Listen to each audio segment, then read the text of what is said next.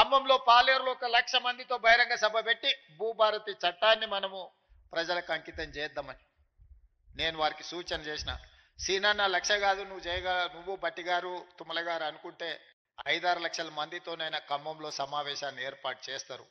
కానీ ఈ భూభారతిని అమలు చేసేది ఆ రైతులు, ఆ పేదవాళ్ళు కాదు. భూభారతిని అమలు చేసేది రెవెన్యూ సిబ్బంది. ఆ రెవెన్యూ సిబ్బందిని సమావేశానికి పిలువు.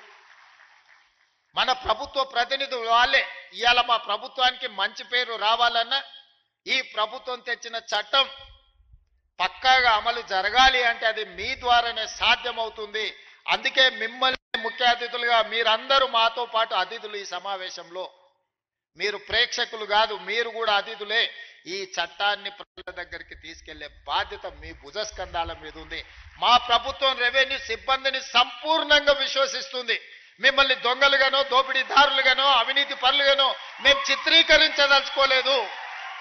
ఎవరైనా అట్లాంటి వ్యక్తులు ఎవరైనా ఉంటే వ్యక్తుల పట్ల కఠినంగా ఉంటుంది ప్రభుత్వం తప్ప ఈ మొత్తం వ్యవస్థ దోషులుగా నిలబెట్టే విధానానికి మీ ముఖ్యమంత్రి, మీ సోదరుడు వ్యతిరేకమని చెప్పి నేను స్పష్టంగా చెప్తున్నా.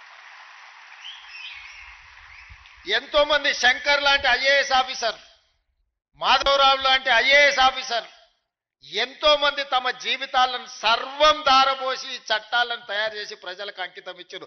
రెవెన్యూ శాఖలో ఎన్నో లక్షలాది మంది ఈ 75 సంవత్సరాల పనిచేసిన వాళ్ళ కృషి వల్లనే రెవెన్యూ శాఖకు ఈ తెలంగాణ రాష్ట్రానికి ఒక గుర్తింపు వచ్చింది.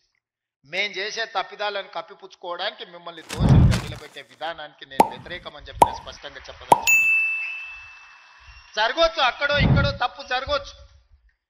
అన్ని వ్యవస్థలలో ఉన్నట్టు, అన్ని సంస్థలలో ఉన్నట్టు రెవెన్యూ శాఖలో కూడా ఎవరైనా కొంతమంది ఉండొచ్చు.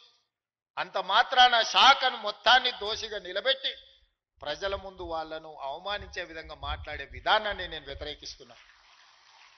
ఆనాటి ముఖ్యమంత్రి మాట్లాడిన మాటలు మీరు చూసిండు. శాసనసభలో ఏ విధంగా మాట్లాడిండో, శాసనసభ బయట రెవెన్యూ సిబ్బందిని, రెవెన్యూ శాఖను ఏ రకంగా దూషించిండో మీరు చూసిండ్రు. వాళ్ళు లేకుంటేనే వ్యవస్థ నడిచిందా? వాళ్ళు లేకుంటేనే ఎన్నికలు జరిగినాయా? వాళ్ళు లేకుంటేనే తెలంగాణ ఉద్యమం జరిగిందా? వాళ్ళు లేకుంటేనే తెలంగాణ రాష్ట్రాన్ని సాధించుకున్నామా? అన్ని సందర్భాలలో వాళ్ళు కావాలి, కానీ వాళ్ళు మాత్రం దోషులుగా సమాజం ముందు నిలబడాలా? ఇది ఎక్కడి విధానం? అందుకే ఈ విధానాన్ని, ఇలాంటి ఆలోచనలని, ఇలాంటి ఆలోచన చేసే వాళ్ళను సమాజానికి దూరంగా పెట్టాల్సిన బాధ్యత మన అందరి మీద ఉన్నది. ఈరోజు మంచి జరిగితే నాది, మేం చేసే దోపిడీ ప్రజలకు కనిపిస్తే అది రెవెన్యూ సిబ్బందిదని చెప్పే విధానానికి నేను వ్యతిరేకం. అందుకే ఈరోజు మిత్రులారా మిమ్మల్ని అందరినీ ఇక్కడికి పిలిచిన.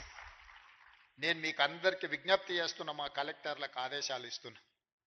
మీ ఆత్మగౌరవమే మా ఆత్మగౌరవం.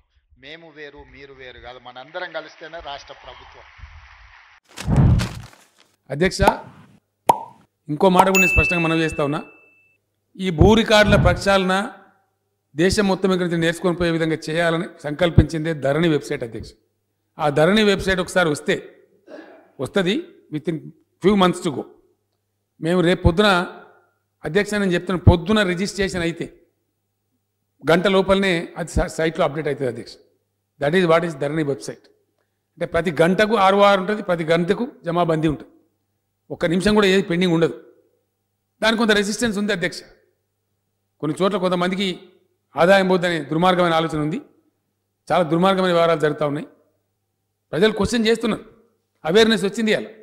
కాబట్టి ఆ పీడ పోవాలి, ప్రజలకు పోవాలంటే ధరణి వెబ్సైట్ రావాలి. గంటకు రికార్డ్ అప్డేట్ కావాలి.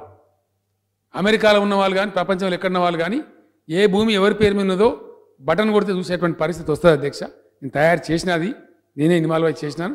పర్ఫెక్ట్గా చేపిస్తాం, ఖచ్చితంగా చేపిస్తాం. దాని తర్వాత బ్యాంకర్స్ కూడా పెడతా ఉన్నాం. మీ పాస్బుక్ తీసుకొని పాహాని నకలు తీసుకొని, పాహాని లేదు నకలు లేదు, కాబట్టి ఖచ్చితంగా మీరు వెబ్సైట్లో చూసే క్రాప్ లోన్ ఇవ్వాలని చెప్పినాం. అధ్యక్ష, ఎన్కంబరెన్స్తో సహా ఉంటుంది. క్రాప్ లోన్ తీసుకున్నా ఉంటుంది, ఎంటీ లోన్ తీసుకున్నా ఉంటుంది, లాంగ్ టర్మ్ లోన్ తీసుకున్నా ఉంటుంది, భూమి మార్టిగేజ్ చేసినా కూడా వివరాలు ఉంటాయి. కాబట్టి దాని మీదనే వెబ్సైట్ ఆధారంగానే మీరు లోన్లు ఇవ్వాలి రైతులకు తప్ప మీరు అగ్రిమెంట్ పత్రం రాయించుకొని లోన్ ఇచ్చినట్టు రాయించుకొని అది వేరు మాట. కానీ పాస్బుక్ పట్టుకరా, పాహాని నకలు పట్టుకరా అనేది కూడా దుర్మార్గం ఉంది. డెఫినెట్గా రాబోయే ఫ్యూ మంత్స్లోనే, దానికి ఎప్పుడో సంవత్సరాలు కాదు, కొద్ది నెలల్లోనే మున్సిపల్ రిఫార్మ్స్ కానీ, నేను చెప్పే ధరణి వెబ్సైట్ కానీ, రైతులు ఎంఆర్ఓ కార్యాలయానికి పోయే అవసరం లేనటువంటి పద్ధతులు కానీ, రిజిస్ట్రేషన్ ఆఫీస్ కూడా పోయే అవసరం లేనటువంటి పద్ధతులు కానీ మీరు చూస్తారు అధ్యక్ష. అవన్నీ కూడా ఆల్రెడీ డిజైన్ అయినాయి, వెబ్సైట్ కూడా డిజైన్ అయినది, వాటిని కూడా ఖచ్చితంగా తెస్తాం.